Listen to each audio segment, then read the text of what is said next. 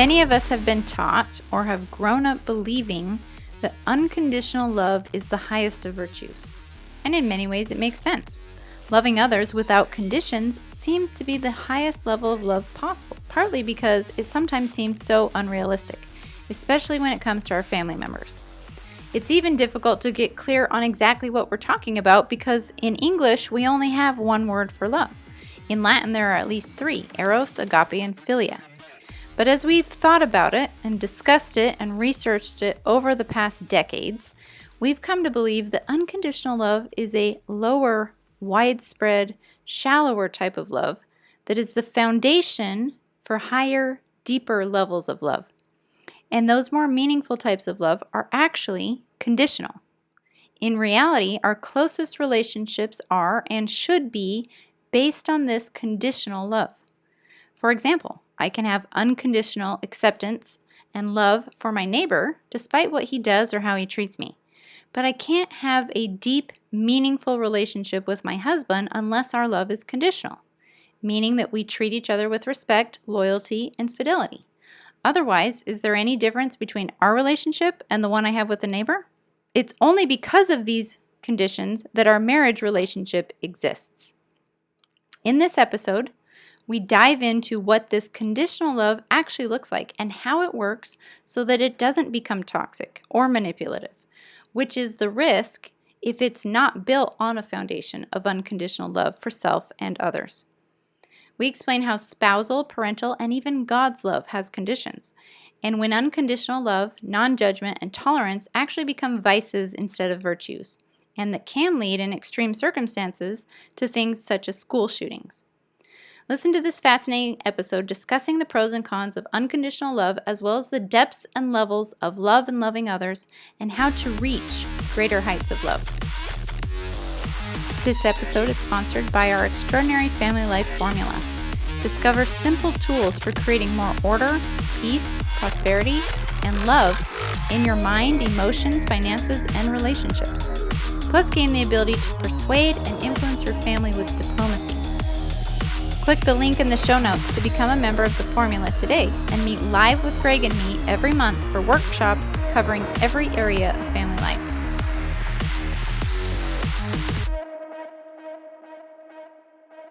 Hey everybody, welcome to another episode of the Extraordinary Family Life Podcast. Today we are addressing kind of a touchy subject. I don't know, I think people will get reactive to it. Yeah, I think it's complex. It is complex, and there's a lot of nuance, and there's a lot of definition. So Semantics. The way we define it might be different from what you define it. So I guess we'll have to get on the same page with definitions here. So when we say, hey, this is what we're talking about, you're not defining something totally different and being like, what, are you crazy? Mm-hmm. So we kind of get on the same page and then make some points here. And as we go into this, I want you just to chew on it. I guess this is... Consider it. Yeah, consider it, think about it, let it percolate and marinate, and just sit with it for a little bit and think about it and do some exploring. Do some meditations on it, some thinking, some writing sessions, some free writing sessions about it would be really awesome. And examine it. Examine it in your own life, with your children.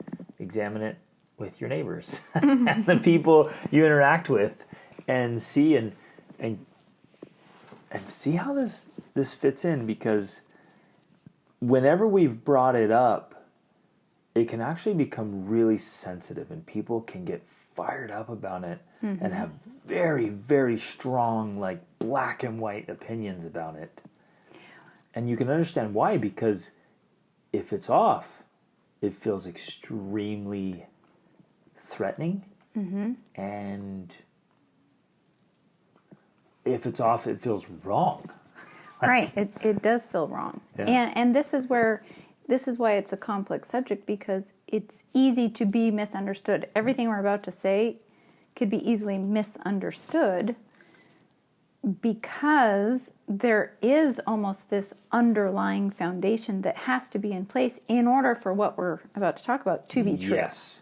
And so not only misunderstood, but misused.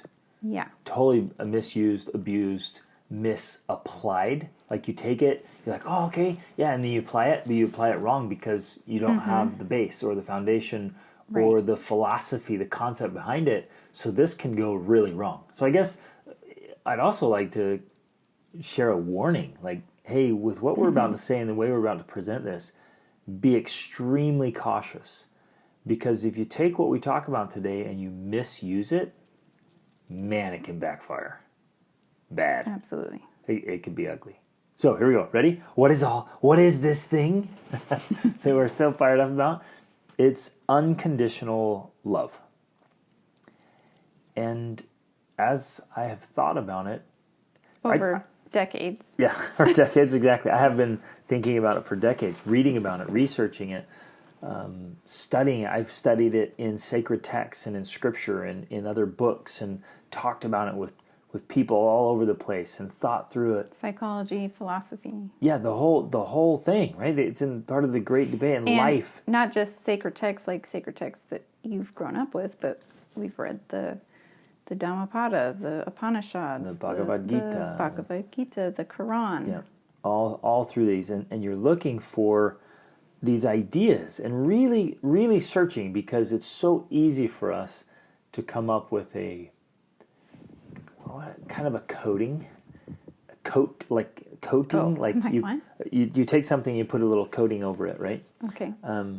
And so we come up with a little coating for something because we're like, ooh, I like that. A candy coating, like an M&M? Yeah, like a little candy coating you put on something. But it's amazing. We see it in religion, you see it in politics, you see it in sports, you see it in families and church, you see it all over the place. You see it in religion, where people will grab hold of something and they put a little candy coating on it because it feels more comfortable to them that way. And so they begin to define it that way and see it that way and talk about it and teach it that way. But when you dig deep into it, you're like, well, it's not really that. It's not really there. And, I know you want the candy coating because it feels good and looks good and it's pretty. It's pretty. And it tastes nice. But it's not always accurate. And this is one of those things where you think, oh yeah, well, unconditional love. God is unconditional love. And as a parent, we need to have unconditional love. And as a good, loving person, or as a Christian, as a spouse, unconditional love. And that's the candy coating that we've put on this, and and it feels good. So I did a whole podcast on what I call half-truths, where, yeah, it's true to a point, and unconditional love, I think, fits in this category. That's true to a point. And then there is a point. And so if there's a point, then it's not, by definition, it's no longer unconditional. Mm-hmm. And so, but where on the spectrum of conditions do you draw the line for love? And there are levels of love, and there are different kinds of love. There's unfortunately, we have love. we have that one word in English, love. Mm-hmm. It's like love between a spouse, and I want to make love to you, and then I love my dog, and or I love my car, and I love mountain biking. Right? We use the same word, so it's right. all over the place. Where in other languages, I think especially, I guess it was Latin or Greek, they had at least 3 different types of words for love. So yeah, we are limited. Yep. Literally in our vocabulary, because we only have one word for love, essentially. All those things. And we use it a lot. We overuse it all the time. I'd love to have you on the show. Yeah. I'd love to meet up for lunch. Oh my goodness, we use it a ton. So, but when you dive back into this essence of unconditional love, does that even exist? That there is a love, literally, without conditions. And I'm going to throw this out here. I'm just thinking out loud. I'm going to say, and I know this isn't going to be popular, I'm going to say it doesn't exist. What? What? What are you talking about, Greg And the Denny? first thing people will say is like, oh, but God loves us unconditionally. And that, my friends, is one of the biggest candy coatings out there. Because if you actually start digging into sacred text and the scriptures especially, there are many instances where he declares that his love does have conditions. And I don't pretend to understand it all. I don't pretend to speak for God. But the scriptures are clear, there's conditions. And there's examples in there where like he's like, he loveth those who love him, who keep his word. Right? God loves those who keep his word and other things. Now, please do not misunderstand me here, because people will. Especially this early in. Yeah, this early. Give me a minute before you misunderstand me, because this is where we get into trouble, and because then people start. Oh, I knew it. I knew God didn't love me. That's why I've been cursed my whole life. You're like, no, you've been cursed because you've been cursing yourself. You've been going along making your own daggum mistakes and blaming it on Him. Well, this is where I get ranty, yeah. right? So there's a couple things here, because right away, a lot of people are like, whoa, what? First of all, that just feels off. That feels it's not true. Right. It's unsettling. It's uncomfortable. It is unsettling. The other thing is, too, we're not just talking about, just to be clear, we're not just talking about in religious context here. Like, we're using that as an example. But also, we're going to talk about marriages, parent-child relationships, when and where unconditional love actually exists, and when and where unconditional love becomes a vice. Yes. So that's where you're right, and I want to point that out and emphasize this. These things that can be virtues initially can actually become a terrible vice and really destructive in certain instances. Exactly.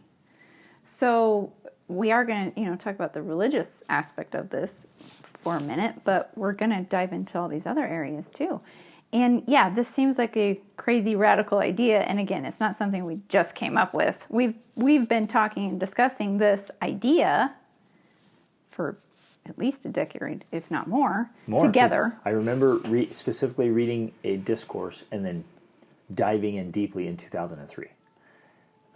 Really, like, what? Because it was disruptive to my reality. Right, exactly. I'm like, But what happened, and sure, maybe you guys were thinking the same thing. You've thought, well, no, we need to have that. But then you thought, like, well, maybe not.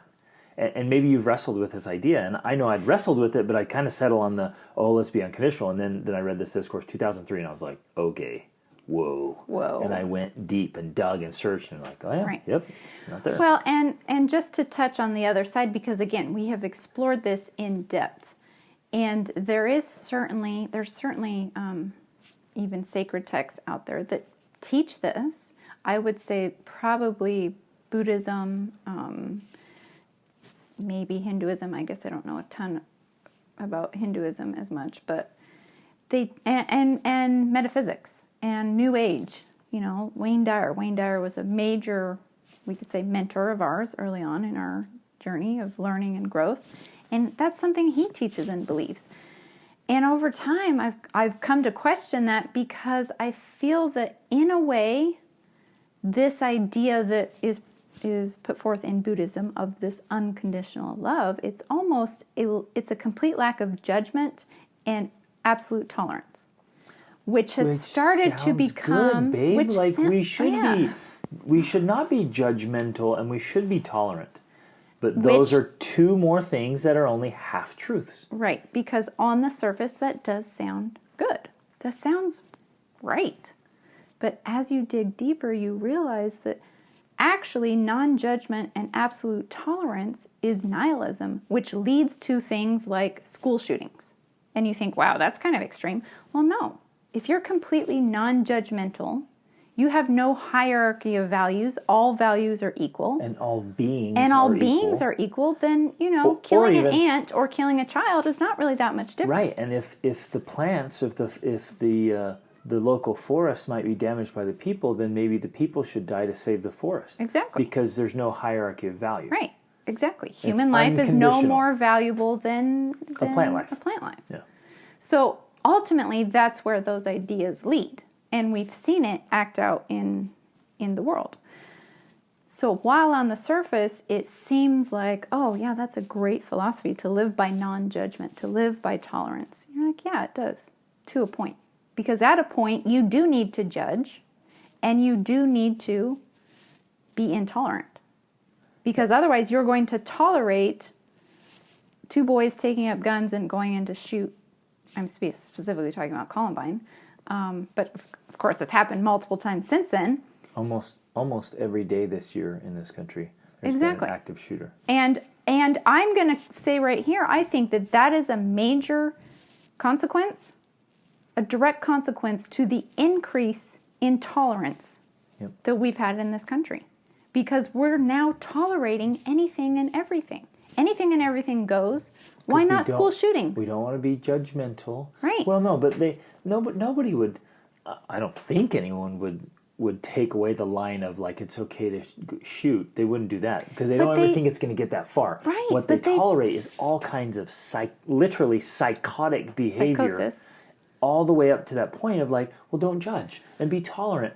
And then what happens with that is it goes crazy. It literally goes that's the problem. Mad. People aren't realizing that this is directly connected. When you remove all boundaries and you accept everything, then that's where it leads. Yeah. Especially the people on the fringe. Yep. The people who are already on the edges. The boundaries and intolerance of society keep them in rein and in check. You begin to loosen those, and now you get the problems we have. Exactly. That kind of structure keeps people in a psychological, emotional, and social framework and boundary. And if they don't have those boundaries or frameworks, then it runs wild.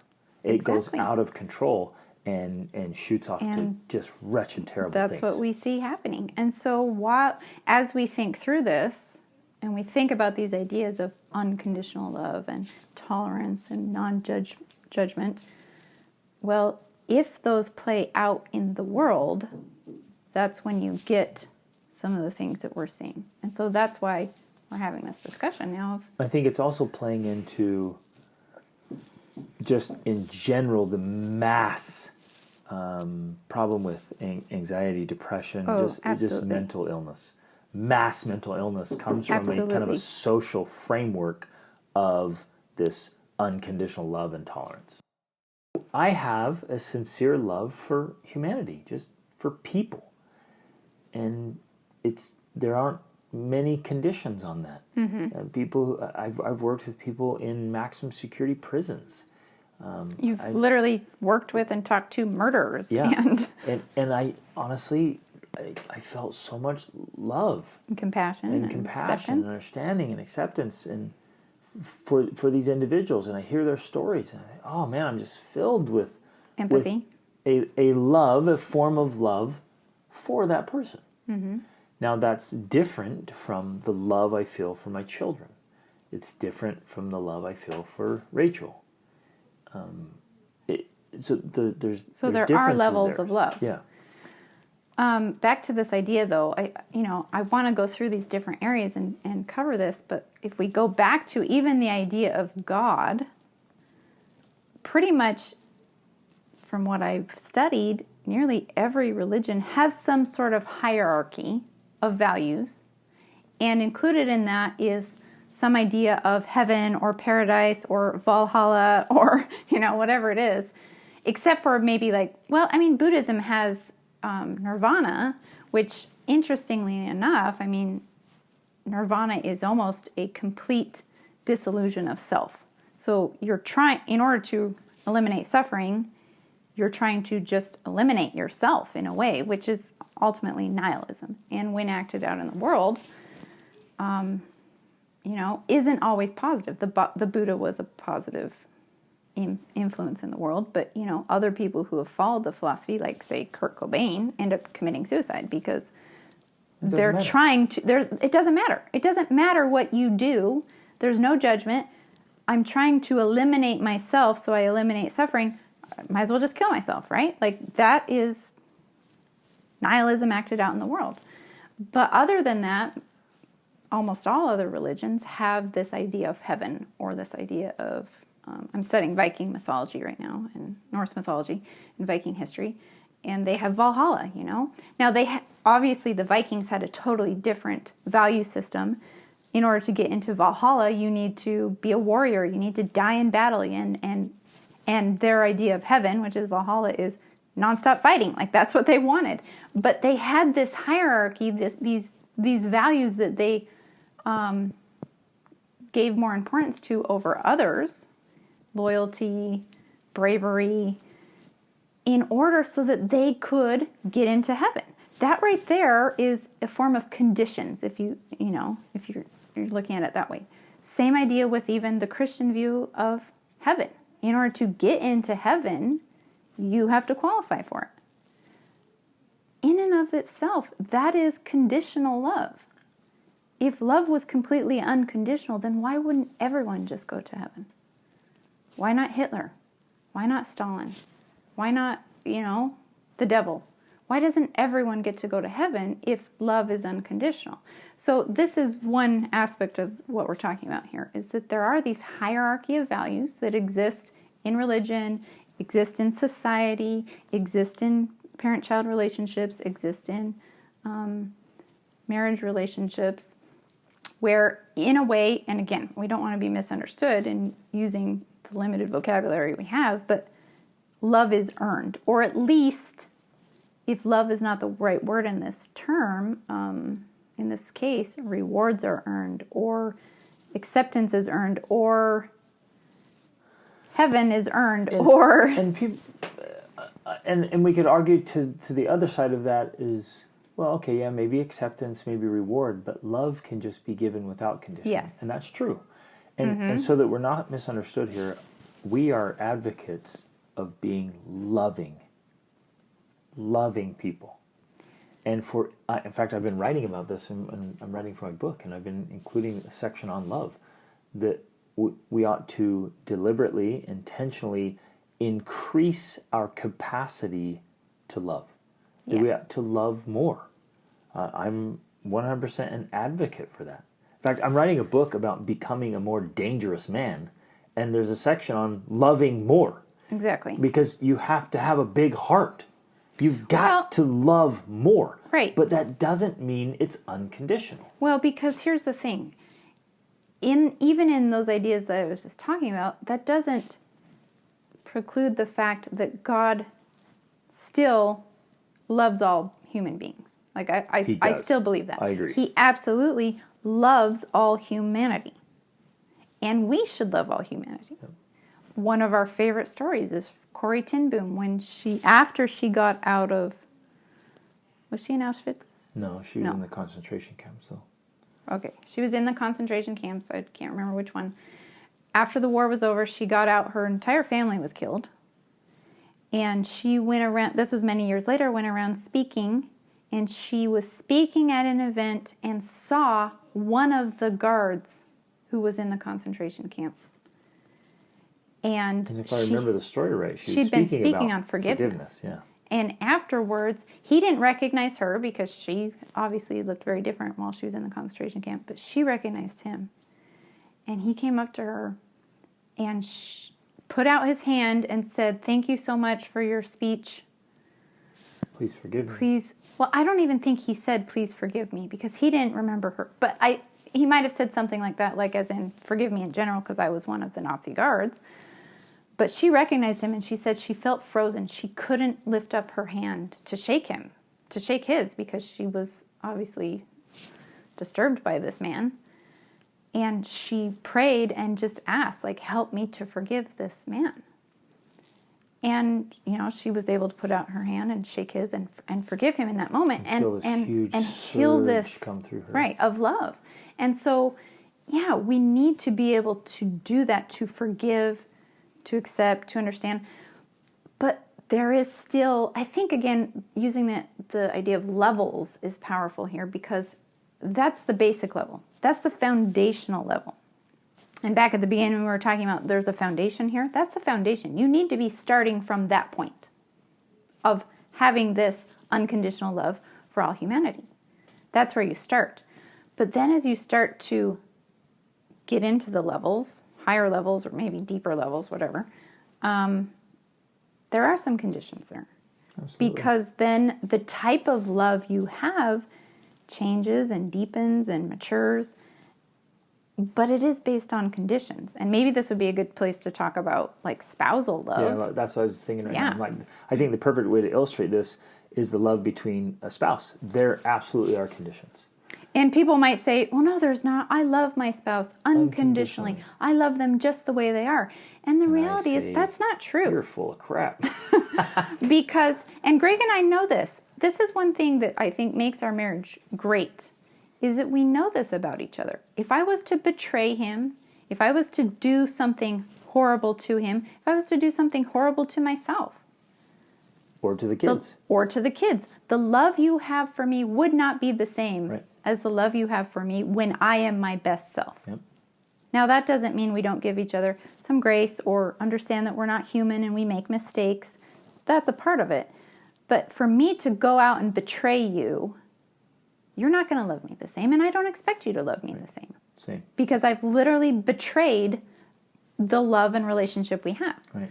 So in fact, in order for me to give my whole self to you, exactly, and the highest and deepest love that I'm capable of, and you for me, it demands boundaries. It demands these conditions. Conditions, yeah. It can't happen otherwise, which is why a lot of people don't experience that type of love, because their love is unconditional. So It's they actually allow more each shallow. other. Yeah, it is more shallow. Yeah.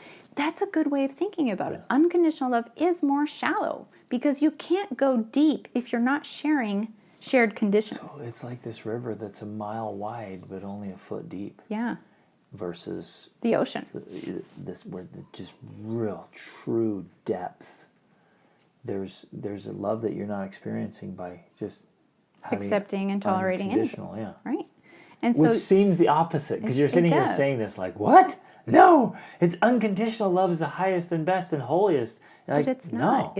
I think it's the shallowest. You can't give everything into this marriage without conditions.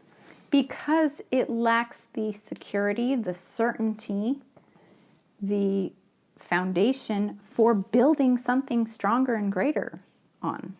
You have to have those conditions in place, like you were saying, so that we can give more of ourselves. Because we know doing so, you're vulnerable when you do that. But you can only be truly vulnerable when you know that the other person isn't going to betray you or hurt you or destroy you in your moments of vulnerability. Yep. And inside a marriage, we have this agreement, sometimes spoken, sometimes unspoken, that we're going to be, by choice, yoked together in this pursuit for life. And it's this big commitment. And especially for our marriage, perhaps most marriages aren't like this. But in our marriage, man, before we even were getting engaged, we're like, hey, look, like, I don't expect you to love me as I am. And You literally told me that. Early on, I'm like, and I'm not going to love you as you are, because I fully expect to be better and to get better. And I commit to you to be better, to keep improving and keep growing.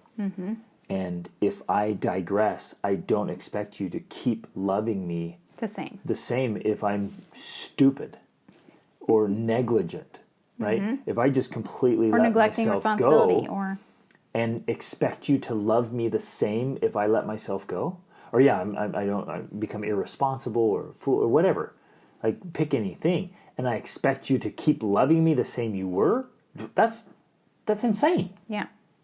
And that's not to say, worst case scenario, something happens and you become this vegetable. It's not. Well, that's a totally different That's scenario. not me saying like, oh, well, I'm not going to love you anymore because now you're a vegetable. That's a totally different story. That's something that happened to you outside of your control. But if you chose actions that led to you becoming a vegetable, so to say, like a couch potato or something, that's different because it's of your own volition. Yeah. It's of your own choice that you have become that person. Yep. Now, even in the worst case scenario, I still know through experience that I would love you, but I would love you in a different way. Yep. Because the way I love you now is because I look up to you and you're my strength, my protection, you're all of these things to me that you would not be if you were in a vegetable state. So it would be a different kind of love. Well, even in a matter of choices and habits, you're right. So much of my love is because how much I respect you and admire you. And I love who you are and how you do life and how we do it together. I love who you are as a wife, as a partner in business, as a mother, and as an educator of our children. I love all of that, and it makes me love you more. Right. right? Even our sexual relationship, the way that works, I love that. And so I love you more. It's like all these things that add and add and grow. Add to it, that add depth to it. But if you just like, no, I'm done having sex, and I'm going to beat the kids and scream at them, and I'm just going to let myself go, or I just become a totally negligent father and alcoholic, whatever, just lame. Yeah, the love's not going to be the same. It's just not. Yeah. It can't be the same. And so that's why, yes, there's still a love there that is unconditional, but the depth and breadth of love that we experience otherwise cannot be the same because of those things. Exactly.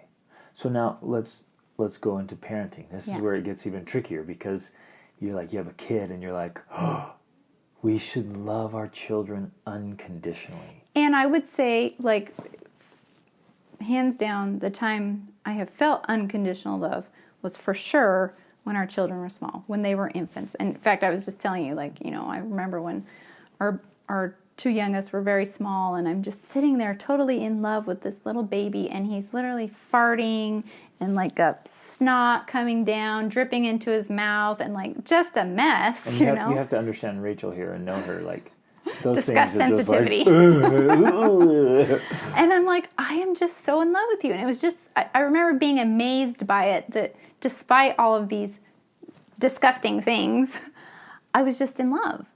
And I think that is the right time and place for unconditional love. Absolutely. When an infant is small, I would say for sure until they're even toddlers, 1, 2, 3, it's completely unconditional love.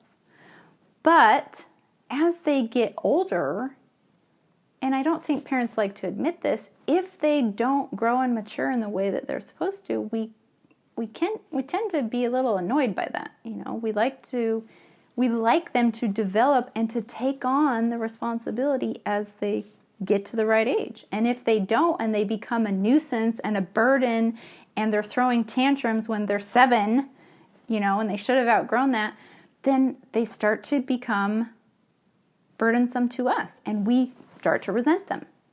And we don't like to say this out loud. We don't like to admit it, because that feels wrong. We're supposed to love our children unconditionally. But the truth is, we have conditions. We have expectations. There are these expectations of growth and development. And if they're not living up to those, then we feel like there's something wrong with us, or there's something wrong with them, or there's something wrong with the relationship, which in truth is likely the case. There is something off there. And it's kind of this warning. I think maybe our annoyance with them or our frustration is a sign that something's off here that I need to fix. I need to be paying attention to this, because it's not as it should be. And here's where I think we could be misunderstood in a lot of different ways, or this topic could be misunderstood. Yes, you should love your children. Always. If they make horrible mistakes and do terrible things, you should still love them. So there should be maybe a layer of love, we could call it, if you're trying to see it. It's that surface layer of unconditional love. Yeah, that's whatever it's they just do, always there. It's there. You love them. I accept them. But then, like we were talking about with marriage, there's deeper and deeper and deeper and broader love, more capability to love as you and they both grow and develop. But where things could get off here, and I often see them get off, is what Rachel's describing is as they're growing up, they're not doing those things. Sometimes you stop loving them as much, I'll just be frank, because you're being petty, and you're too easily annoyed, and you're too underdeveloped, and you're letting silly, frivolous things get in the way. And it's your own limited capacity to love that's in the way, not them. Right? Mm-hmm. So this is where we get to say, well, no, it's my kid. I don't love him much because of this. No, that's you. You got to own that. Mm-hmm. That's your smallness that keeps you from loving more. On the other hand, if you suck as a parent, and your kids grow up just to be little terrors, that's on you, man. Mm-hmm. And I see that all the time too, where it's like, yeah, you're so ineffective as a parent, or you didn't cultivate a relationship with your kid. You have more of a relationship with your phone than you do with your own children. Mm-hmm. So you can't be like, well, like the Denning said, you know, My love's my conditional. love's conditional. Like, oh my gosh, yeah, you love your phone, like, and more than you love your kids, because your kids make choices. Right. They do. Exactly. They don't listen to you. Well, and plus another place this can get off is when you start acting this out in the world and saying things like this to your kids. Well, like, well, I would love you more if you did this. Right. That's like, that's sick messed manipulation up. right there. That is so wrong. And so, yeah, this is where it becomes very tricky, because it can be completely misunderstood, completely misused. And yet, so in a lot of ways, we're just like philosophizing about this, really. Right. That if you dig deeper, yeah, there is this level of unconditional love that you have for your children. And you're going to love them and accept them. And if they grow up to be idiots, you're still going to just be like, you're my son, I love you. I love you. That's there. Yep. But at the same time, if they grow up and they do something great with their lives, your love is deep. Because not only do you love them unconditionally, but you respect them. Yep. You admire them. And that's something greater and deeper than just unconditional love. And you love being around them, and they love being around you. And you've invested in a relationship, and they've invested in a relationship. And it grows and grows and grows. And so your love grows and grows and grows. I guess that's what I'm saying. So love, maybe another way to see it is that love attaches to certain aspects of a relationship. Multiplies. And yeah, it multiplies and magnifies and compounds. Yeah. And so it gets deeper and It's a deeper and deeper. compound So if it meets conditions, it's fantastic. The challenge is you got to make sure your conditions are good and clear and not weird. Manipulative. Some of you have Warped. silly, irrational, completely warped rules in your head. Well, if my child does this, then I'll love them. And if they don't, I won't love them. And you'll say things like that. I'm having a hard time loving you. Like, don't ever, ever say that to a child. I would be tempted to slap you if I ever heard you say that to a child. Like, did that just come out of your mouth? Somebody grab me some soap or something. That's insane. And yet I hear examples of that all the time. People reach out to us every week. Like, well, hey, how can I help? This came up last week. How can I help these friends of ours? They do this kind of manipulative thing with their oldest daughter, who's like 8. And they're so, well, I'm not gonna love you as much, and blah, blah, blah. And this poor little girl is already kind of a psychological train wreck, an emotional train wreck at 8 years old, because the parents they haven't solved their own crap. And so they're just doing a horrible job of parenting this little girl. And so she's just doing anything for love and attention. And finally she confided in these people I know to ask for help.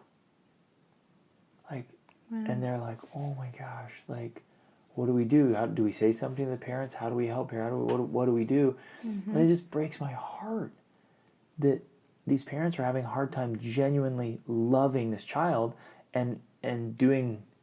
I mean, I'm being judgmental here. I'm going to pass some judgment because I see it all the time. You do a poor job parenting, the results come out in the child, and now you blame it on the child, and you say you have a hard time loving that kid. And oh man. And we That gets me know so from fired up. experience that it's likely because of their own lack of self-love that this is an issue. Yep.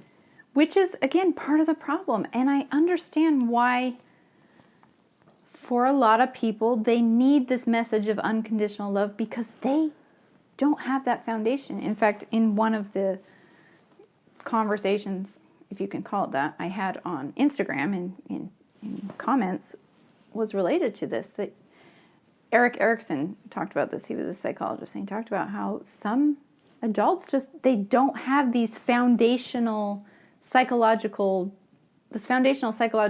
development in place for them to be healthy and strong, to build on. And so they didn't have that unconditional love growing up, and they don't feel that security. And so they do need that. Right. They need to get that sense of security in order to build on and be able to be healthy and responsible and mature. So it is challenging because not everyone has that. Yeah, it's astounding to me how many adults struggle with their own self-worth. Yeah, to love and to be loved. Right. That may be one of the most common things in society. Mm-hmm. That there are many full-grown adults who they have a hard time feeling love. They definitely have a hard time expressing love, showing love. Mm-hmm. They have a hard time being loved. Maybe because their own insecurities, their own fears, or whatever situation they grew up in, all those things, right? I know this was something I had to work through because I was out on my own at 16 trying to figure out life, and it was lonely, and it was hard, and I was afraid, and I was scared, and I built this huge wall, this fortress around my feelings, because if I opened up and let people in, I was just going to be betrayed again. Mm-hmm. People, if I'm vulnerable, I let people in my life, I'm just going to get hurt. That was my thinking. That was my psychology. Mm-hmm. Luckily, I realized, wait a minute, all I've done here is built this elaborate solitary confinement, and that sucks worse. Loneliness is worse than the chance of being hurt. Mm-hmm. And so I tore down those walls to let love in. This has all happened before I met you, right? Mm-hmm. So that I consciously chose to love more. Mm-hmm. To just have a huge heart and just be open and loving. And actually, when I fortified my love and strengthened it made me less vulnerable. Mm-hmm. I went past this place of having a weak, loving heart to a strong, and no, I can love, and people can make mistakes and do things, whatever, and I can still love and be protected and strong. Mm-hmm. In that. So you're absolutely right. All of this entire conversation has to be built on. There's my reminder alarm that I'm recording another podcast here in just a second. But it's this incredible reminder that we have to be in a good place. We have to have that foundation in place. Everything we've just talked about is completely irrelevant if we don't already have that foundation in place of self-love, of unconditional love for all of humanity, unconditional love for our children. To love our children, our spouse, ourselves, people. So in a way, yes, unconditional love is the greatest love in that it is the foundational love for everything else. But the deeper love, the broader love, the more meaningful love in a way, is built on that, but it is conditional. Because you can't have those levels of trust and certainty and respect and admiration and all of these other good things. You can't have those unless you have conditions around them. And I know there are people out there that would disagree with us, that would say the highest love is without conditions. And they would listen to this and say, oh, poor little Dennings, they're still lower level beings. And we are lower level beings. We're seeking enlightenment and growth and progress constantly. And quite honestly, I would love to hear that argument. I want to hear that side, because as I try to think about it, and again, we've been thinking about it for years. It's not like it's just been today. I just can't find that other side of the argument. Except for when it leads to nihilism, and I know that's not the answer. No, and there are wonderful examples of people who are trying to practice this unconditional love. Even when I think about Maybe the Dalai Jesus, Lama. The Dalai Lama, yeah, but again, he is Buddhist. Not that I'm holding that against him, but he's amazing. He is an amazing person. But even then, I know that he has conditions or expectations of things that are acceptable for human behavior and happiness and peace. Not that erases love. It doesn't. But it's a condition for happiness. And there's aspects of this, because he tells that story in the Book of Joy about that friend of his who was in a torture camp for 19 years. Yes. And was in risk every day of losing his compassion for his torturers. Right? That's high level. That's a high level. Awesomeness right there.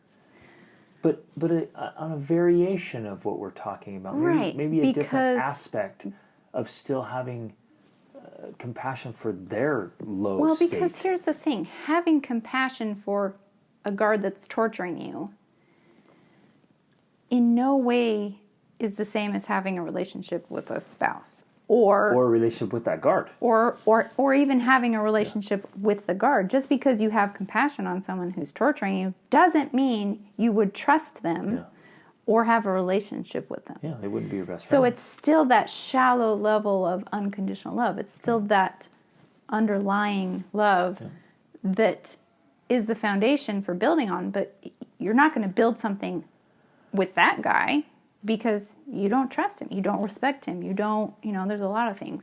And so I think, that still ties into this argument, this perspective that we're presenting. I can't find the other side yet. Yeah. And maybe we just haven't found it yet. We've read a lot. We've read a lot of books about it. In fact, we're both going through one right now that is kind of what brought it up, is because he's talking about it again. So we've heard those perspectives, and I'm still want to be involved in the great conversation around love, and still, we have things to learn, but we wanted to just record this and kind of, this is just us thinking and discussing out loud so that you can start having this dialogue inside your head. So you can start having conditional love. No, that's not why. And please don't misunderstand this, and don't misuse it like we warned in the beginning. Well, but think about it and go through it. And again, the whole point here is to love more, not to love less. Yes. And I think, again, coming back to the point, because why are we having a conversation about conditional love and that unconditional love isn't true, quote unquote. And the point being is we have found in our own lives, and we found in studying, that when you have conditional love, you actually are able to experience more love. You're actually able to go deeper in life. And as part of another reason that this came up is because of something I posted on Instagram and some comments that ensued, to love yourself more. Yeah. You have to have more conditions. Yep. You love yourself when you set conditions around what's acceptable and what's unacceptable and how you're going to behave and how you're going to act. When unfortunately, I think like you're talking about with the mental health crisis, when you have unconditional love for yourself and anything goes, you actually start to loathe yourself. Yeah, and you're living this lie, and yet that's the message being spread in society right now. Just love yourself. Stop. It's okay. Yeah. Stop having conditions for yourself. Right. Everything you do, anything you Body do is shaming, okay. all of that is related to these ideas. And the truth is, it doesn't work. It doesn't work. That's why people are still suffering. Because the reality is your body is telling you, I need to be in my ideal body state. And when I am, you'll actually feel better about me. Using the body shaming as one example. Yeah, exactly. But it's because in order to love yourself more, you actually need to have conditions that you live up to. Because they're your conditions. They don't have to be anyone else's. You know intuitively inside, your soul knows what those conditions are. And when you live up to them, you love yourself more. And the same in marriage, like we talked about. Absolutely. And it feels threatening. You're like, oh, babe, you have some high expectations for me. And you're not manipulative about it. You're not, critical or cynical or rude about it. But I know you have high standards for me, and I have high standards for you. Absolutely. And that allows us to love each other even more. Right. Okay, you guys think about this, write about it, message us about it. Yeah. Get in the dialogue, but I want you to just think about it and consider it and see how you can have more love in your life. We love you guys. Thanks for listening to each other.